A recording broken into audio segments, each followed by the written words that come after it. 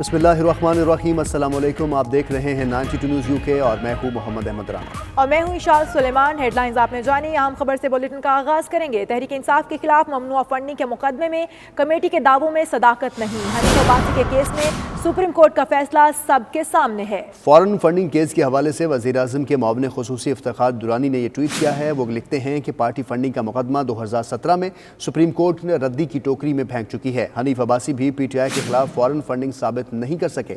Peoples party اور نون league نے party accounts کے ذریعے چوری کا پیسہ ٹھکانے لگایا۔ پیپلز پارٹی کی فنڈنگ فارن ایجنٹس اور مشکوک ذرائع سے ہوئی ہے۔ نواز شریف کی منی لانڈرنگ کے لیے نون لیگ کے پارٹی فنڈز اور اکاؤنٹس استعمال ہوئے ہیں۔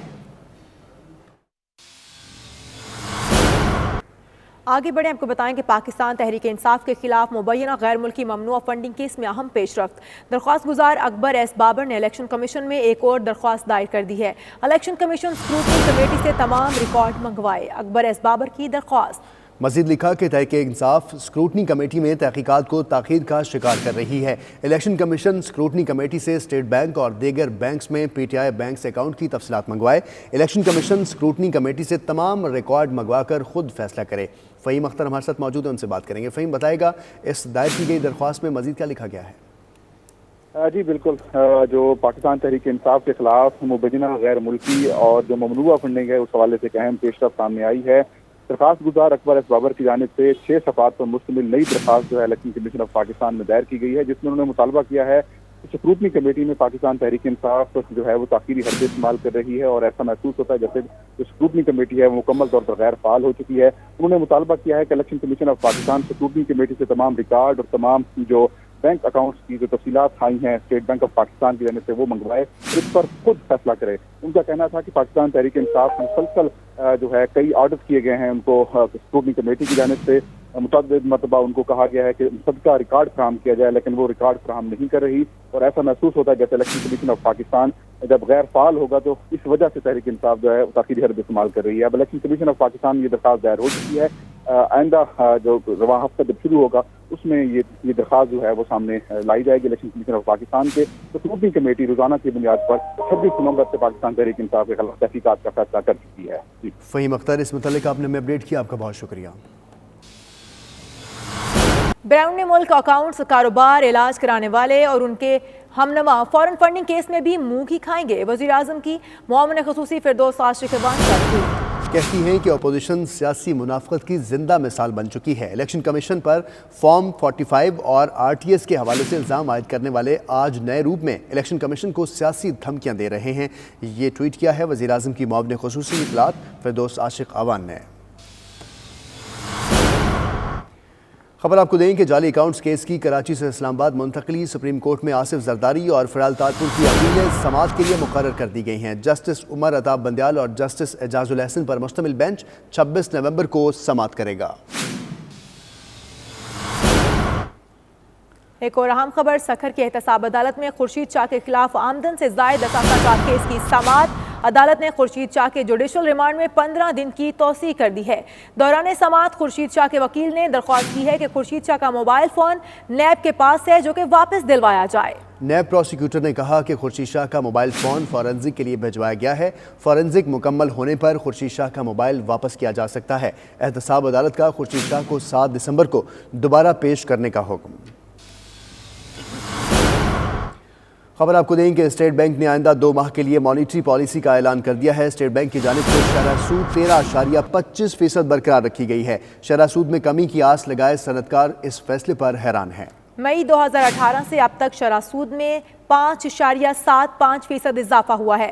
صنعت کاروں کا کہنا ہے کہ شرح سود میں اضافے سے سرمایہ کاری بہت مشکل ہو گئی ہے۔ کئی ماہ سے پاکستان میں نئی سرمایہ کاری نہ ہونے کے برابر ہے۔ مہنگا قرضہ لے کر کاروبار کو وسعت دینا کسی امتحان سے کم نہیں۔ اسٹیٹ بینک آف پاکستان کی جانب سے آئندہ 2 ماہ کے لیے مانیٹری پالیسی کا اعلان۔ شرح سود میں اضافہ نہ کرتے ہوئے 13.25% برقرار۔ شرح سود میں کمی کی آس لگائے صنعت کار مرکزی بینک کے فیصلے سے حیران ہو گئے۔ کاروباری شخصیات کا کہنا ہے شرح سود میں پہلے ہی اضافہ ہے جس کے باعث نئی سرمایہ کاری مشکل سے مشکل ہو چکی ہے۔ ایکسپینشن آگے ہی رکا ہوا ہے اور اکنامک سلو ڈاؤن ہے اور اس کو ہولڈ کرنا ایک اچھا فیصلہ نہیں ہے۔ یہ کو چاہیے تھا کہ انٹرسٹ ریٹ کو سنگل ڈیجٹ پہ لے کر آتے۔ فارن ڈائریکٹ انویسٹمنٹ کہتے ہیں، یہ لوکل انویسٹمنٹ کہتے ہیں، یہ نان ریزیڈنٹ پاکستانی کی انویسٹمنٹ کہتے ہیں۔ वो हमें कुछ ग्रोथ होती नजर नहीं आ रही। सनतकारों का कहना है कई माह से पाकिस्तान में नई सरमायाकारी न होने के बराबर है, जबकि बैंकों से महंगा कर्ज मिलने से कारोबार को वसअत देना भी किसी सख्त इम्तिहान से कम नहीं। उसी की वजह से ये सारे मामलात रुके हुए हैं कि इंडस्ट्रीज के अंदर जो एक्सपेंशन होनी है वो एक्सपेंशन होने में रुकी हुई है, क्योंकि ये इसके अंदर 13% दुनिया में कहीं नहीं होता, यानी सिंगल डिजिट में होता है और बहुत ही कम दूसरे जो तरक्की याफ्ता मुल्क हैं उसके अंदर तो आपको मालूम है कि 2.5 से लेकर 4% तक मैक्सिमम होता है। मई 2018 से अब तक शरह सूद में 5.75% इजाफा किया जा चुका है, जिसकी वजह से छोटे और बड़े सरमायाकार परेशानी का शिकार हैं। कैमरामैन अली इमरान के साथ Siraj Ahmad, 92 news, Karachi. State bank ने शरह सूद 13.25% बरकरार रखने का फैसला किया है। इस हवाले से कारोबारी तबके को किन मुश्किलात का सामना करना पड़ सकता है, इस हवाले से बात करेंगे हमारे नुमाइंदे शहराज अहमद से। शहराज अहमद, बताइएगा कारोबारी तबके को किन मुश्किलात का सामना करना पड़ेगा? जी बिल्कुल, स्टेट बैंक की जानिब से आइंदा 2 माह के लिए मॉनेटरी पॉलिसी का ऐलान कर दिया गया है, जिसमें शरह सूद 13.25% बरकरार रखने का ऐलान किया गया है। स्टेट बैंक एलामिया के मुताबिक बढ़ती हुई महंगाई को कंट्रोल करने के लिए, इसके अलावा फॉरेन एक्सचेंज रिजर्व को सहारा देने के लिए स्टेट बैंक की जानिब से ये इकदाम उठाया गया है कि शरह सूद 13.25% पर बरकरार रखी जाए। मई 2018 से अब तक स्टेट बैंक 5.75% शरह सूद बढ़ा चुका है, जिसकी वजह से हम देख रहे हैं कि जो प्राइवेट सेक्टर की जानिब से जो सरमायाकारी है वो थम गई है। इसके अलावा जो बोरोइंग्स हैं, जो उधार लेकर काम करना था मुख्तलिफ इंडस्ट्रियलिस्ट को, वो काफ़ी जो है मोहताज रवैया अख्तियार किए हुए हैं, और जबकि करंट अकाउंट खसारे पे जो इसके असरात हैं वो कुछ हमें मुस्बत नज़र आ रहे हैं, और हम गुज़िश्ता कुछ अरसे से देख रहे हैं कि करंट अकाउंट खसारे में तेज़ी से कमी आ रही है। स्टेट बैंक के मुताबिक मालियाती खसारा हो या तिजारती खसारा, शरह सूद में इजाफे की वजह से कुछ इस्तेहकाम देखा जा रहा है इसके अंदर, और इसी के साथ साथ जो पॉलिसीज़ हैं उसमें भी कुछ बेहतरी देखी जा रही है मईशत के हवाले से।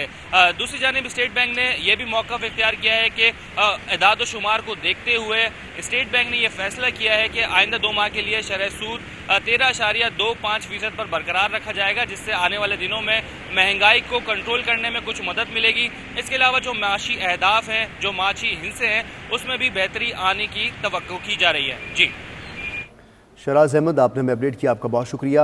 नाज़रीन, स्टेट बैंक की जानिब से मॉनेटरी पॉलिसी के मुताबिक शरह सूद बरकरार रखने का फैसला किया गया है। फैसले से मुआशी सरगर्मियों पर क्या असरात मुरतब होंगे, सनतकार और कारोबारी तबके का क्या कहना है, इस हवाले से बात करेंगे ताजिर रहनुमा नईम मीर और मारूफ सनतकार ज़ुबैर मोतीवाला साहब ने हमें ज्वाइन किया है। नईम मीर साहब, सबसे पहले आपकी तरफ आऊँगा, क्या असरात आप देख रहे हैं और शरह सूद 13.25 पर रहने से महंगाई का क्या तनासुब होगा?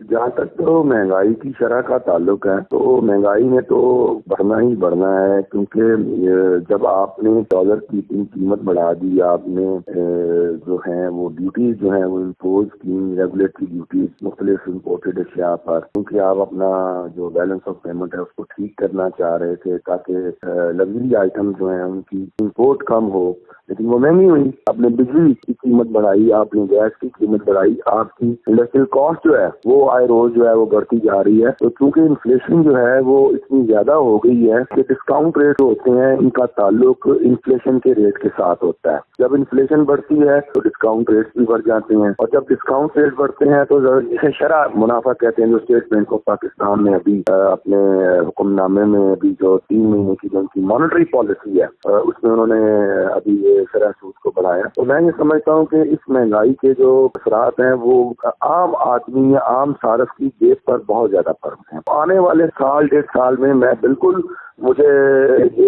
एंटिसिपेट कर रहा हूँ कि महंगाई और बढ़ेगी और बिजनेस फ्रीज होगा और मईशत के लिए मुश्किलात क्या हैं, जो मईशत मुश्किलात का शिकार हो।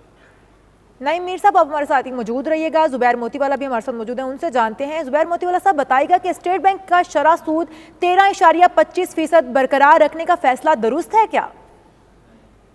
बड़ी एक्सपेक्टेशन थी लोगों की और खासकर बिजनेस कम्युनिटी की, ये जो आपकी शरह सूद है इसमें कमी होगी, और हम कम से कम जो है ना वो 50 बेसिस पॉइंट कम एक्सपेक्ट कर रहे थे। ये लोग बड़े मायूस हुए हैं कि जो है ये इस पे कोई कमी नहीं की गई। हालांकि जो इंडिया दिया था पिछली दफा जब प्रेस कॉन्फ्रेंस की थी गवर्नर स्टेट बैंक ने कि वो स्टेबिलिटी आ रही है और interest rate might go down, इस तरह की बात उन्होंने हुआ नहीं। इससे बड़े नुकसान हैं, और ये 13.25% इंटरेस्ट बहुत ज्यादा इंटरेस्ट है। इससे महंगाई भी बढ़ेगी और जो है ना विश्व के जो हालात हैं कोई बेहतरी नहीं आ सकती। इन्वेस्टमेंट इस 13 और 14 और 15% के अंदर पॉसिबल नहीं है कि कोई नया कोई कर्जा लेकर लोग क्या कोई मैन्युफैक्चरिंग लगाएं या कोई इंडस्ट्री लगाएं, मुमकिन नहीं है। तो मेरा अपना ख्याल भी यही था कि जो है ना इसको किसी सूरत में भी ये 13.25% they have to come one single digit में उसको आना चाहिए। इससे बहुत असरात पड़ेंगे। जुबैर मोतीवाला साहब और नईम मीर साहब हमारे साथ मौजूद थे और अपना मौक़िफ़ दे रहे थे। आप दोनों का बहुत शुक्रिया। अमृता हलाकत केस फिंगरप्रिंट्स की शनाख्त के हवाले से नादरा की रिपोर्ट जारी हो गई है। पुलिस की जानिब से नादरा को फिंगरप्रिंट्स मैचिंग के वाक़े के 1 माह बाद भेजे जाने का इंकशाफ हुआ है। भेजे गए 11 फिंगरप्रिंट्स में से किसी एक की भी शनाख्त नहीं हो सकी है। बाबर मेमन हमारे साथ मौजूद हैं, उनसे बात करेंगे। बाबर, बताइएगा फिंगरप्रिंट्स भेजने में ताख़ीर क्यों की गई है? जी बिल्कुल, ये पुलिस ने जो है 1 माह की ताख़ीर के बाद ये फिंगरप्रिंट्स जो भेजा निमित्ता हलाकत के मामले पर फिंगरप्रिंट्स की शिनाख्त के हवाले से नादरा की जारी करदा रिपोर्ट 92 न्यूज़ ने हासिल कर ली है। लाड़काना पुलिस की जानिब से नादरा को फिंगरप्रिंट्स शिनाख्त के लिए वाक़े के 1 माह भेजे जाने का भी इंकशाफ हुआ है। निमित्ता हलाकत केस में मिलने वाले तमाम फिंगरप्रिंट्स की शिनाख्त नहीं हो सकी है। पुलिस की जानिब से निमित्ता मामले पर फिंगरप्रिंट मैचिंग के वाक़े की पुलिस ने वजारत दाखिला को जाए वक़्त के 11 मकामात से मुख्तलिफ फिंगर प्रिंट्स नमूने जो है भिजवाए गए थे। 16 अक्टूबर को शिनाख्त के लिए भिजवाए। ताहम नादरा की जारी करदा रिपोर्ट मुताबिक निमित्ता केस पर भेजे गए 11 फिंगर प्रिंट्स में से किसी एक की भी शिनाख्त नहीं हो सकी, जिसकी वजह से रिपोर्ट में फिंगर प्रिंट्स का गैर मयारी होना बताया गया है। जबकि नादरा ने तमाम फिंगर प्रिंट्स कार्ड नमूने पुलिस का कवरिंग लेटर लाड़काना वापस भिजवा दिया है। जराये के मुताबिक नादरा रिपोर्ट जुडिशल इंक्वायरी के जज को भी पेश कर दी गई है। लाड़काना शहर में पुलिस फॉरेंसिक रिपोर्ट लैब होने के बावजूद भी 1 माह ताख़ीर से फिंगरप्रिंट्स मैचिंग के लिए भिजवाए जाने पर कई सवालात उठ गए हैं। जी सही, बहुत शुक्रिया बाबर मेमन, इस मुतालिक आपने हमें अपडेट किया है। लाहौर गुलबर्ग की रिहायशी हिरा कत्ल केस में अहम पेशरफ्त हुई है। पुलिस ने मकतूला के 2 करीबी रिश्तेदारों को हिरासत में ले लिया। ज़राए के मुताबिक मकतूला की कत्ल से कुछ देर कबल दोनों से मैसेजेस पर तवील गुफ्तगू हुई थी। ज़राए का ये कहना है कि हीरा को घर से बाहर बुलाकर कत्ल किया गया था। मकतूला पर 6 गोलियां चलाई गईं, 3 गोलियां हीरा को लगीं। इसी हवाले से हम बात करेंगे हमारे नुमाइंदे खुर्रम अब्बास से। खुर्रम अब्बास, बताइएगा कि तफ्तीश के बारे में तफ्तीश हुई है तो क्या बात सामने आ सकी है? जी, ये 2 रोज पहले हीरा नामी लड़की को फायरिंग करके हलाक कर दिया गया था। उसके बाद पुलिस और फॉरेंसिक टीमें मौके पे पहुंची थी, जिसमें अहम शवाहिद वहां से इकट्ठे किए थे। बाद में पुलिस ने तफ्तीश करते हुए सीडीआर रिपोर्टों के जरिए 2 अफराद को गिरफ्तार किया था। ताहम पुलिस ने मजीद कार्रवाई करते हुए सीडीआर रिपोर्टों के जरिए 2 अफराद को गिरफ्तार, जो करीबी रिश्तेदार बताए जाते हैं, उनको हिरासत में ले लिया। मकतूला के कत्ल से कुछ देर कबल इसने दोनों के साथ तवील गुफ्तगू और मैसेजेस किए थे। जबकि जराये का कहना है कि सीडीआर रिपोर्टें और साइंटिफिक एनालिसिस के बाद मजीद अफराद को भी हिरासत में लिया जाएगा। जबकि पोस्टमार्टम रिपोर्ट के मुताबिक मकतूला को 6 गोली लगी, 6 फायर किए गए, जबकि 3 उसके बॉडी में लगे। जी बहुत शुक्रिया, खुर्रम अब्बास हमें अपडेट कर रहे थे।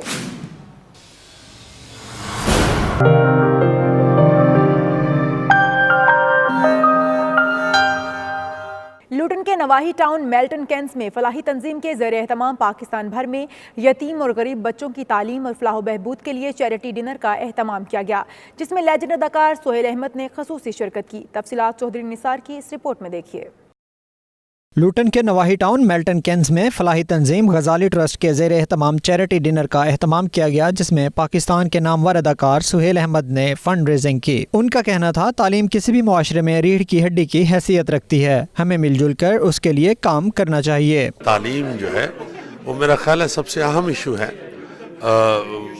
हर चीज़ जो है वो अहम होती है अपनी जगह पे, मगर जो तालीम है उसके हवाले से हम देखते हैं कि हमारे चूँकि ज़्यादा पॉपुलेशन दूर दराज के इलाकों में रहती है, गांव कस्बे छोटे छोटे, वहाँ पे तालीम का और तालीम दानों का वहाँ पे पहुँचना मुश्किल है। ना कोई कमर्शियल पॉइंट ऑफ व्यू से जाता है, ना ही गवर्नमेंट की उस तरफ तवज्जो होती है। चूँकि छोटे छोटे कस्बों में 60-60, 70-70 बच्चे जो हैं वो उनके लिए एक बिल्डिंग तैयार करना और वहाँ पे तैनात करना एक पूरे हमले को और स्कूल के सेटअप को, वो ज़रा नहीं इतनी अहमियत इनकी नज़रों में, जबकि होनी चाहिए। तकरीब में फलाही तंजीम के ज़ेर इंतज़ाम 700 तालीमी इदारों के हवाले से एक खसूसी डॉक्यूमेंट्री भी दिखाई गई। फंड रेजिंग में मुखय्यर हज़रात के अलावा मकामी सियासी क़यादत ने भी हिस्सा लिया। کیا، جبکہ میلٹن کینز سے ارکان پارلیمنٹ نے اپنے خیالات کا اظہار کیا اور تعلیم کی اہمیت پر روشنی ڈالی۔ اس موقع پر سہیل احمد نے اپنے ہر دل عزیز کردار عزیزی کے روپ میں بھی فن کا مظاہرہ کیا، جس پر شائقین نے دل کھول کر داد دی۔ چودھری نثار، 92 نیوز، لوٹن۔ ایڈنبرا میں انصاف گروپ کی طرف سے ایک پروقار عشائیہ کا اہتمام کیا گیا، جس میں اسکاٹ لینڈ کی سیاسی اور سماجی شخصیات اور پاکستانی کمیونٹی نے بھرپور شرکت کی اور آنے والے عام انتخابات پر خصوصی بات چیت بھی کی گئی۔ اس حوالے سے مزید جانتے ہیں ہمارے نمائندے چودھری خابر پرویز سے۔ ایڈنبرا میں انصاف گروپ کی جانب سے شاندار ڈنر کا اہتمام کیا گیا، جس میں سیاسی و سماجی شخصیات نے شرکت کی، جبکہ اسکاٹش نیشنل پارٹی کے سینئر رہنما میاں ارشاد احمد مہمان خصوصی تھے۔ اس موقع پر میاں ارشاد احمد اور دیگر نے کہا وقت آ گیا ہے کہ اب تمام پاکستانی مقامی پولیٹکس میں بھرپور حصہ لیں۔ اس کا مین جو ایشو ہے وہ یہ ہے کہ ایشین کمیونٹی جو ایڈنبرا میں رہ رہی ہے اس کو اویئرنیس پیدا ہو، تاکہ آنے والے اسکاٹش پارلیمنٹ میں ایشین کی ریپرزنٹیشن ہو۔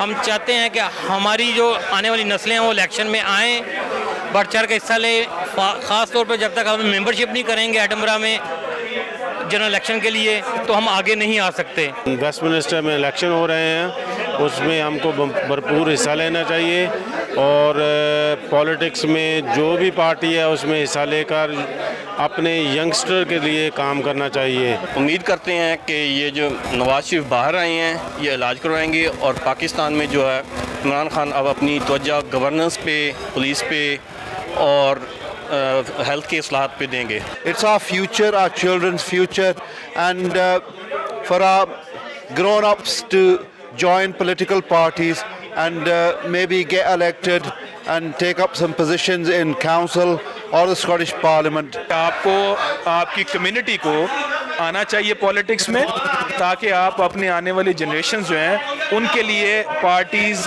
اور اسمبلی میں بیٹھ کے لیجسلیشن کر سکیں۔ جیسے کہ آپ کو پتہ ہے آج کل ایک بگ ایشو ہے ہمارا چائلڈ سیکس ایجوکیشن، جو انہوں نے پرائمری اسکولوں سے دینے کے لیے جو وہ کر رہے ہیں، اس کے لیے ہمیں چاہیے کہ ہماری آواز کو اس کے خلاف پارلیمنٹ میں پہنچانے کے لیے we must need any members in Scottish Parliament. میں اپنی کمیونٹی سے اپیل کرتا ہوں کہ ہم جنرل الیکشن جو آ رہے ہیں اس میں بڑھ چڑھ کے حصہ لیں اور زیادہ سے زیادہ ممبرشپ کریں۔ انہوں نے مزید کہا اب تک 2 پاکستانی رکن پارلیمنٹ ہیں، لیکن اگر سب لوگ اسکاٹ لینڈ کی مختلف سیاسی جماعتوں کے ممبر بنے تو پارلیمنٹ میں پاکستانیوں کی تعداد بڑھ سکتی ہے اور اس طرح وہ ملک کے ساتھ ساتھ کمیونٹی کے لیے بھی سرمایہ ثابت ہو سکتے ہیں۔ انصاف گروپ کی طرف سے روٹی ریسٹورنٹ میں ایک فنکشن کا اہتمام کیا گیا، جس میں ایس این پی کے سینئر رہنما میاں ارشاد نے ایشین کمیونٹی سے درخواست کی یہ سب لوگوں کو چاہیے کہ لوکل پولیٹکس میں اپنا حصہ لیں۔ Khalid Pervez, 92 news, Edinburgh, Scotland. Walthamstow London میں 24 نومبر کو جشن عید میلاد النبی صلی اللہ علیہ وآلہ وسلم جلوس اور رحمت العالمین کانفرنس منعقد کی جا رہی ہے، جس کے انتظامات کا جائزہ لینے کے لیے دارالعلوم قادریہ جیلانیہ میں تقریب کا اہتمام ہوا۔ مزید تفصیلات بیورو چیف یو کے غلام حسین اوان کی اس رپورٹ میں جانیے۔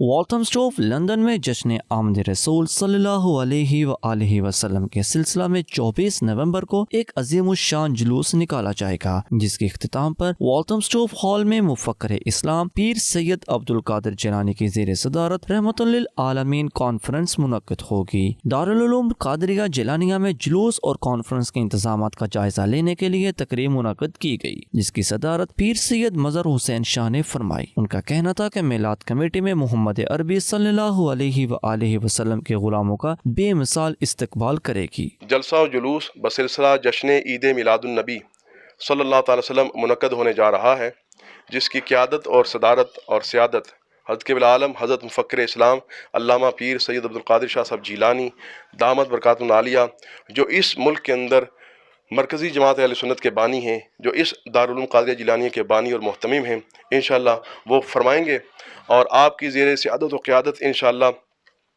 مسلمانوں کا، نبی پاک صلی اللہ علیہ وسلم کے غلاموں کا جم غفیر اور ٹھاٹھے مارتا ہوا سمندر انشاءاللہ عزیز اس جلوس میں شریک ہوگا۔ اس عظیم الشان ایونٹ میں برطانیہ اور یورپ سے روحانی شخصیات، جید علماء کرام اور عاشقان رسول صلی اللہ علیہ وآلہ وسلم کی کثیر تعداد شرکت کرے گی۔ ایسی تقریبات جہاں ثواب اور برکت کا باعث بنتی ہیں، وہیں آقائے دو جہاں محمد مصطفیٰ صلی اللہ علیہ وآلہ وسلم کی تعلیمات سے آگاہی کا بہترین ذریعہ ہیں۔ جامع مسجد ہارونیہ عالم راک کے زیر اہتمام عید میلاد النبی صلی اللہ علیہ وآلہ وسلم کا سالانہ مرکزی جلوس برآمد ہوا، جس میں بڑی تعداد میں عاشقان رسول صلی اللہ علیہ وآلہ وسلم نے شرکت کی۔ جلوس مختلف راستوں سے ہوتا ہوا واپس جامع مسجد ہارونیہ میں اختتام پذیر ہوا۔ تفصیلات عابد کاظمی کی اس رپورٹ میں جانیے۔ سرپرست اعلیٰ مسجد ہارونیہ صوفی محمد صفدر کی صدارت میں نکلنے والا جلوس عالم راک کے مختلف راستوں سے گزرا، جہاں جگہ جگہ جلوس کے شرکاء کے لیے کھانے پینے کے سٹال لگائے گئے اور عاشقان رسول صلی اللہ علیہ وآلہ وسلم پر پھولوں کی پتیاں نشاور کی جاتی رہیں۔ اس موقع پر رضاکاروں کی بڑی تعداد ٹریفک کو کنٹرول کرنے کے لیے تعینات کی گئی۔ عاشقان رسول صلی اللہ علیہ وآلہ وسلم بلند آواز میں نبی رحمت صلی اللہ علیہ وآلہ وسلم کی بارگاہ میں درود و سلام کے نذرانے پیش کرتے رہے اور اللہ اکبر کے فلک شگاف نعرے لگاتے رہے۔ اس موقع پر صوفی صفدر حاجی راجہ جوید سمیت دیگر شخصیات نے 92 نیوز سے گفتگو کرتے ہوئے کہا کہ آپ صلی اللہ علیہ وآلہ وسلم تمام جہانوں کے لیے رحمت للعالمین بن کر آئے۔ اپنے آقا صلی اللہ علیہ وآلہ وسلم کی آمد کا جشن منانا کسی بھی مسلمان کے ایمان کی پختہ ہونے کی نشانی ہے۔ شرکا کا کہنا تھا کہ انہیں جو کچھ ملا ہے وہ آقا صلی اللہ علیہ وآلہ وسلم کے وسیلے سے ہی ملا ہے۔ میلاد النبی صلی اللہ علیہ وسلم کا محبت بھرا جلوس جا رہا ہے، اس میں بچے بھی موجود ہیں اور نوجوان بھی موجود ہیں، بوڑھے بھی موجود ہیں۔ محبت اور عقیدت کے ساتھ جامع مسجد ہارونیہ سے ہر سال یہ نکلتا ہے۔ اللہ تعالیٰ ہم سب کو اس سے خوشیاں نصیب کرے اور برکتیں نصیب کرے۔ یہ ہماری طرف سے پوری دنیا میں سب کو مبارک۔ میلاد مصطفیٰ نبی کریم صلی اللہ علیہ وسلم نے جو ہمیں پیغام دیا دین کا، وہ ہمارے سینے میں اللہ پاک جاگزین کرے۔ شرکا کا مزید کہنا تھا کہ اس طرح کا جلوس منعقد کرنے کا مقصد جہاں نوجوان نسل آپ صلی اللہ علیہ وآلہ وسلم کی تعلیمات سے روشناس ہوتی ہے، وہیں دوسرے مذاہب کے لوگ بھی اس سے مستفید ہو کر دائرہ اسلام میں داخل ہوتے ہیں۔ رپورٹنگ ٹیم کے ہمراہ عابد کاظمی، 92 نیوز، برمنگھم۔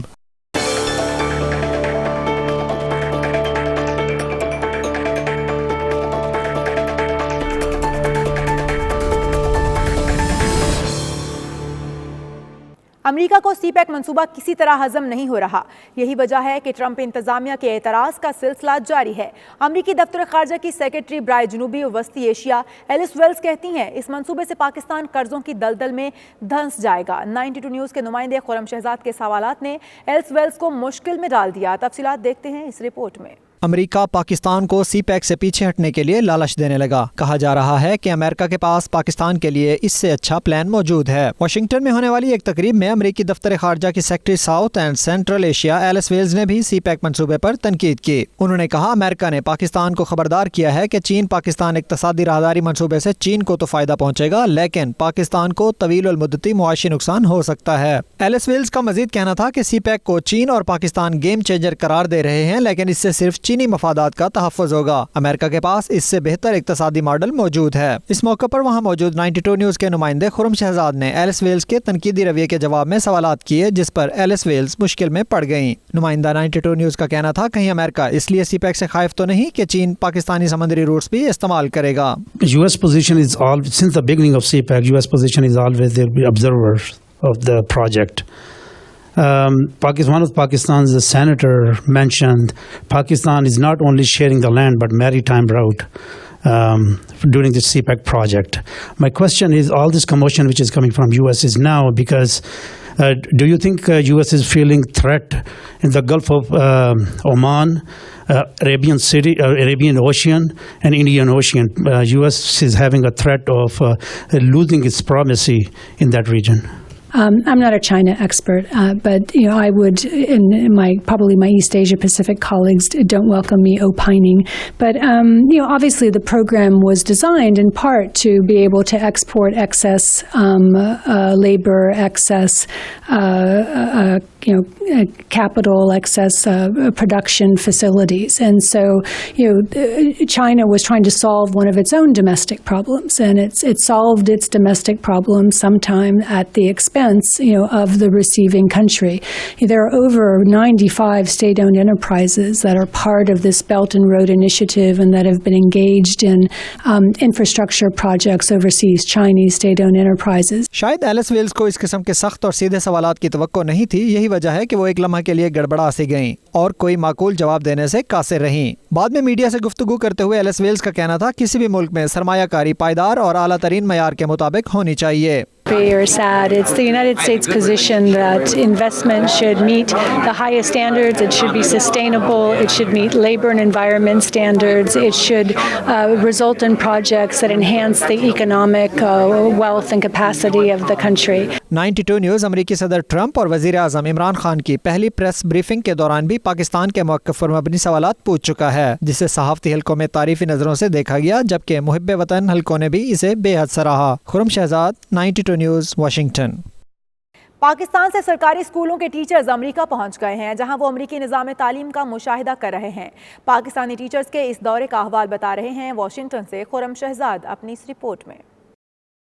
अमरीकी स्टेट डिपार्टमेंट और वर्जीनिया टेक यूनिवर्सिटी के इश्तराक से टीचर एक्सचेंज प्रोग्राम का आगाज कर दिया गया। इस प्रोग्राम के तहत पाकिस्तान से टीचर्स अमरीका पहुंचे हैं, जहां उन्हें मुख्तलिफ स्कूल्स, कॉलेजेस और यूनिवर्सिटियों का मुतालियाती दौरा कराया जा रहा है और वो अमरीकी निज़ाम तालीम को करीब से देख रहे हैं। पाकिस्तान से आने वाले टीचर्स का कहना है कि अमरीकी तालीमी इदारों को देख कर वो बहुत मुतासिर हुए। US गवर्नमेंट की तरफ से ये एक बहुत बेहतरीन इनिशिएटिव है कि वो सेकेंडरी टीचर्स को पर्टिकुलरली फ्राम रूरल और लेस प्रिविलेज्ड एरिया से लाए हैं और उन्होंने उनको एक बड़ा बेहतरीन मौका फराहम किया है कि वो यहाँ पर आएँ और अपनी प्रोफिशेंसी स्किल्स जो हैं उनको इम्प्रूव करें। Teaching excellence and achievement award एक बहुत अच्छा प्रोग्राम है, जिसके ज़रिए पाकिस्तानी टीचर्स को एक मौका फराहम किया जाता है कि वो यहाँ American schools, local schools and public schools को विज़िट करें और बहुत सी नई स्ट्रेटजीज़ और टेक्निक्स यहाँ से सीखें और फिर जाके अपने स्कूल्स में वो इम्प्लीमेंट करें। ये एक बहुत बड़ा और बहुत अच्छा मौका है। हमने क्लास ऑब्जर्वेशन यहाँ पे की है और यहाँ पे हमने ये देखा है कि जो बच्चे हैं वो अपने मुल्क से बहुत ज़्यादा मोहब्बत करते हैं। बुनियादी सी चीज़ें हैं जो वो बहुत ज़्यादा उस पर इम्प्लीमेंट करते हैं, कानून की पासदारी करते हैं और ये सारा कुछ एकेडमिक्स नो डाउट इनकी बहुत अच्छी है, लेकिन हम ये चाहते हैं कि एकेडमिक्स के साथ साथ बच्चों को जो मॉरल वैल्यूज़ हैं उसमें सिखाया जा सके। बहुत ही अच्छा एक्सपीरियंस रहा और जब हम वापस जाएंगे अपने स्कूलों में, जो चीज़ हमने यहाँ नई चीज़ें, नई टेक्निक्स, मैं ये नहीं कहूँगा कि हम जाके एक रिवोल्यूशन लाएंगे, हम कुछ न कुछ यहाँ से जो हमने सीखा है वो अपनी क्लास में इम्प्लीमेंट कर सकते हैं। प्रोग्राम में हमने डिफरेंट किस्म की टीचिंग टेक्नोलॉजीज सीखी हैं, टीचिंग मेथडोलॉजी सीखी है कि जिनमें हम अपनी मुल्क में जो हमारे एक स्कूल में बड़ी बड़ी क्लासेज होती हैं उनको टेक्नोलॉजी की मदद से कैसे पढ़ाया जाएगा, और ये है कि हम अपने बच्चों में कोऑपरेटिव लर्निंग एनवायरनमेंट किस तरह क्रिएट कर सकते हैं। तो इस किस्म की टेक्निक जो है वो हमने इधर सीखी हैं। मैं समझता हूँ कि ये जो हमें यहाँ पे 28 टीचर्स को बुलाया गया है फंडेड प्रोग्राम के ज़रिए, तो ये उस गैप को ब्रिज करेगा और हम इंशाल्लाह बहुत बड़ा चेंज लाएंगे अपनी कम्युनिटी में। Over here spending 6 weeks in America was really great experience for me. I really learned so many things. I got to meet so many good Americans, and when I will go back, so I will take back so many good memories with me. 6 हफ्तों का cultural development programme था और इसमें हमारे 3 prospective में हमें helpful है ये हमारे लिए। सबसे पहली चीज़ तो ये थी कल्चरल एक्सचेंज प्रोग्राम था और इसका जो दूसरा प्रोस्पेक्टिव था ये था प्रोफेशनल डेवलपमेंट, ये क्लासरूम मैनेजमेंट, उसके अलावा करिकुलम के बारे में, अमेरिकन स्कूल सिस्टम कैसे हैं, इसमें हमने बहुत सारी यूनिवर्सिटीज़ का विज़िट किया, स्कूल, पब्लिक स्कूल्स का, कम्युनिटी स्कूल का विज़िट किया कि यहाँ का एजुकेशन सिस्टम कैसा है और हम इसको कैसे इम्प्लीमेंट कर सकते हैं पाकिस्तान में। यहाँ की जो चीज़ें सबसे ज़्यादा मुझे अच्छी लगी वो ये है कि यहाँ का इंफ्रास्ट्रक्चर, यहाँ के तमाम तर तालीमी इस्लाहात, तमाम तर किताबें, projectors, LED, TVs, Google classroom, technology, gadgets, even यहाँ तक के क्रोम बुक भी अमेरिकन गवर्नमेंट बच्चों को प्रोवाइड करती है ताकि बच्चे घर से इतना टेंशन फ्री होके आएँ, रिलैक्स होके आएँ, आपके अपनी तालीम हासिल करें यहाँ पे। मेरी जो सर्विस है वो है शीन डिस्ट्रिक्ट में है, जहाँ पे मेरा स्कूल है वो है बोस्तान हाई स्कूल, जो कि 50 किलोमीटर अवे फ्रॉम माय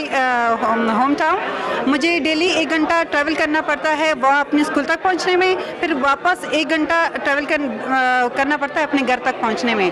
तो ये जो 2 घंटे का मेरा सफ़र होता है वो जिसका सोल रीज़न ये है کہ میں ان ریموٹ ایریاز میں جاؤں, ان بچیوں کو جو کہ بہت ہی ایک سائٹ پہ ہے, جو کہ انڈر پریویلیجڈ ایریا ہے, ان کو سرو کروں, میری سروسز وہاں تک پہنچے. ورجینیا ٹیک یونیورسٹی کا شمار امریکہ کے بڑے تعلیمی اداروں میں ہوتا ہے جہاں سے فارغ التحصیل طلباء کلیدی عہدوں پر کام کر رہے ہیں. یونیورسٹی انتظامیہ کا کہنا ہے وہ پاکستان جیسے ترقی پذیر ممالک میں تعلیمی معیار بہتر کرنا چاہتے ہیں. امریکی اسٹیٹ ڈپارٹمنٹ اور ورجینیا ٹیک یونیورسٹی کا ٹیچرز ایکسچینج پروگرام قابل ستائش ہے. اس سے اساتذہ نئے تعلیمی معیار سے روشناس ہوں گے اور وطن واپس جا کر نئے جوش و جذبے سے قوم کے مماروں کو تعلیم کے زیور سے روشناس کروا سکیں گے. خرم شہزاد، 92 نیوز، واشنگٹن.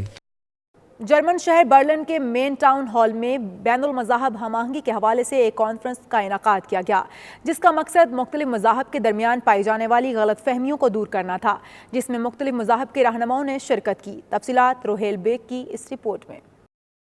جرمن شہر برلن میں بین المذاہب ہم آہنگی کے حوالے سے ایک کانفرنس کا انعقاد ہوا جس میں مقررین نے اس بات پر زور دیا کہ مذاہب کے درمیان پیدا ہونے والی دوریوں کو کم کرنا وقت کا تقاضا ہے. اس سے دنیا کے امن کا گہوارہ بننے کی راہ ہموار ہوگی. مسلم رہنما عبداللہ رزاق نے دین اسلام کے پہلوؤں کو اجاگر کیا اور کہا بڑھتی ہوئی شدت پسندی اور غلط فہمیوں کو دور کرنے کے لیے اس طرح کی کانفرنسز کا انعقاد ضروری ہے. سکھ کمیونٹی سے تعلق رکھنے والے افراد نے کہا دنیا کا ہر مذہب امن کی بات کرتا ہے اور اس طرح کی کانفرنسز دنیا میں امن قائم کرنے کے لیے اہم کردار ادا کر سکتی ہیں. کانفرنس میں یہ نقطہ بھی زیر بحث رہا کہ کس طرح مختلف مذاہب ماحولیاتی آلودگی کے چیلنج سے نمٹ سکتے ہیں. جنگ عظیم دوئم کی تباہ کاریوں کا نشانہ بننے والے چرچ کے پادری نے شدت پسندی اور اسلام مخالف پراپیگنڈے پر میڈیا کے منفی کردار کو تنقید کا نشانہ بنایا. Roheel Baig, 92 news, Berlin.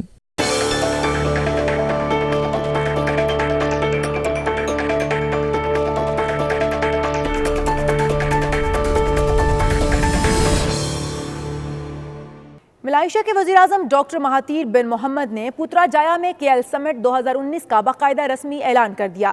کے ایل سمٹ کی تقریبات 18 دسمبر سے 21 دسمبر تک کوالالمپور کے کنونشن سینٹر میں منعقد کی جائیں گی، جس میں پاکستان کے وزیراعظم عمران خان، ترک صدر رجب طیب ایردوان سمیت دنیا بھر سے 450 ممالک کے سربراہان، دانشور اور اسکالرز شرکت کریں گے. مزید تفصیلات جاوید الرحمان کی اس رپورٹ میں جانیے. ملیشیا کے شہر پترا جایا میں کے ایل سمٹ 2019 کے حوالے سے شاندار تقریب کا انعقاد کیا گیا جس کے مہمان خصوصی وزیر اعظم ڈاکٹر مہاتیر بن محمد تھے. انہوں نے کے ایل سمٹ کا باقاعدہ اعلان کیا. کے ایل سمٹ کی سوئفٹ لانچنگ کی تقریب سے خطاب کرتے ہوئے ڈاکٹر مہاتیر محمد نے کہا کہ یہ اجلاس ملیشیا سمیت 5 ممالک کی سربراہی میں کیا جائے گا جس میں مسلم دنیا کو درپیش مسائل کی حقیقت سمجھنے اور ان کا حل تلاش کرنے کی کوشش کی جائے گی.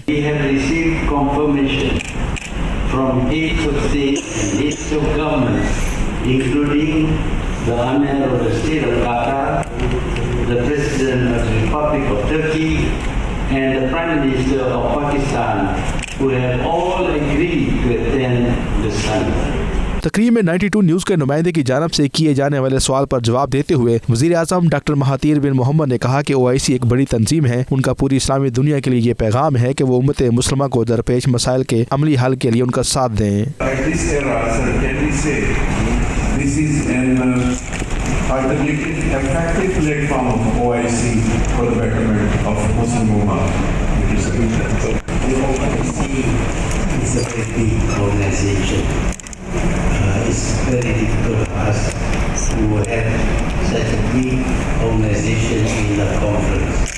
It is why we have started with 5 countries, and we do hope that over time the other members of the OIC will join in. وزیر اعظم ڈاکٹر مہاتیر بن محمد جو اس سربراہی اجلاس کے چیئرمین بھی ہیں تقریب سے خطاب کرتے ہوئے انہوں نے کہا کہ اس سمٹ کا موضوع ترقی اور خود مختاری، سالمیت، ثقافت، انصاف، تجارت اور ٹیکنالوجی ہوگا. ملیشیا کے وفاقی وزیر معیشت داتو سری ازمین علی، پاکستانی ہائی کمشنر آمنہ بلوچ، کے ایل سمٹ کی آرگنائزنگ کمیٹی کے سربراہ تن احمد سارجی عبدالحمید اور معروف قانون دان محمد توفیق نے 92 نیوز سے خصوصی بات چیت کرتے ہوئے کے ایل سمٹ کی اہمیت پر روشنی ڈالی. پاکستان، ترکی، ملیشیا، انڈونیشیا इंडोनेशिया, कतर, इनका जो इश्तराक है ये किसी ग्रुप के या OIC के ख़िलाफ़ नहीं, OIC के साथ एक पैरेलल मैकेनिज़्म है, ये साथ चलेगा और ये प्रमोट करेगा cooperation among these 5 countries,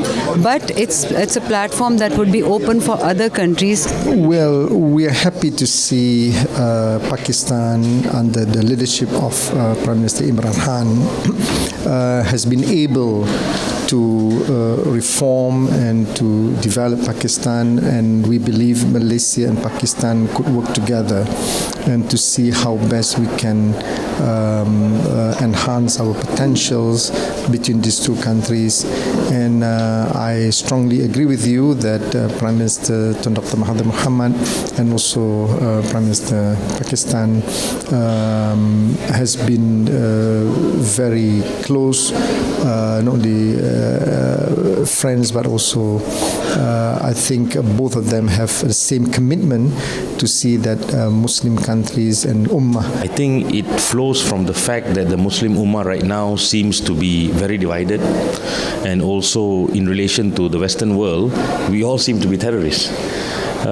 But the concept of getting together this maybe 4 or 5 very strong Islamic countries together to form a sort of caucus, and also to find out and to solve the problems which is now befalling the Muslim Ummah in relation to technology, in relation to rule of law, in relation to justice. The hope of the Prime Minister that we hope that the success of this summit would escalate into future summits, and I would expect that future summits should be thematic.